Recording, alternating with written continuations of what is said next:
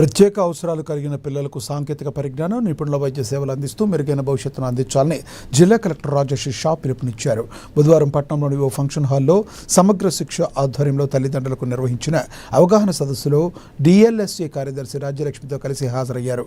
భవిత సెంటర్లో ఏఈ సాంకేతికతతో పాటు టీచింగ్ లెర్నింగ్ మెటీరియల్స్ అందుబాటులోకి తెస్తున్నామని కలెక్టర్ తెలియజేశారు.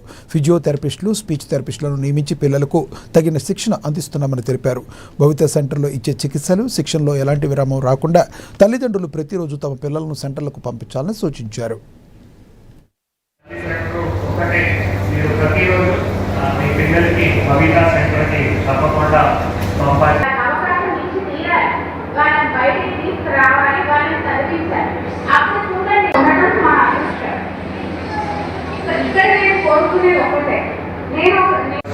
దీంతో పాటు మళ్ళీ అక్కడ టీచింగ్ లెర్నింగ్ మెథడ్స్ ఏవైతే మటీరియల్స్ ఉన్నాయో అవి కావచ్చు. దీంతో పాటు మళ్ళీ ఆదిలాబాద్ భవిత సెంటర్లో కొంత టెక్నాలజీ కూడా వాడుకోవడం, మళ్ళీ మధ్యలో గ్యాప్ అయింది అనుకోండి, అక్కడ ఏవైతే సర్వీసెస్ ఇవ్వడం జరుగుతుంది, అది విద్యాపరంగా కావచ్చు, లేదు స్పీచ్ థెరపీ కావచ్చు, ఫిజియోథెరపీ కావచ్చు, మళ్ళీ దాని నుంచి పిల్లలు దూరం అవుతారు. పిల్లలకి మధ్యలో గ్యాప్ వచ్చినాయి అనుకోండి, మళ్ళీ చాలా డిలే అవుతాయి మళ్ళీ రికవరీ చేయడానికి. సో ఆ రికవరీ జరగాలి, పిల్లలు మంచిగా మాట్లాడగలగాలి, పిల్లలు మంచిగా మళ్ళీ వాకింగ్ చేయగలగాలి, లేదు ఏమైనా చదవగలగాలి అంటే తప్పకుండా భవిత సెక్టర్లోనే ఇవన్నీ సర్వీసెస్ ఇవ్వడం జరుగుతుంది.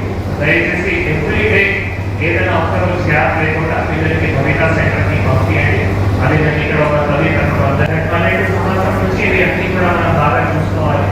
దీంతో పాటు మరి ఒక గర్భిణీ స్త్రీలకి ఒక స్కాన్స్ ఉంటాయి. స్కాన్ ప్రత్యేకంగా టీకా స్కాన్ చాలా ఇంపార్టెంట్. టీకా స్కాన్, నానోవాలిక్ టీకా స్కాన్ అంటాం. అయితే దాంట్లో కూడా ఇటువంటి మళ్ళీ ఒకవేళ పిల్లలకి డెవలప్మెంట్ లో ఏమైనా డిసెబిలిటీ ఉన్నాయి, డెవలప్మెంట్ డిసార్డర్ ఉన్నాయి, అవి మనం అప్పుడే గుర్తించుకోవచ్చు.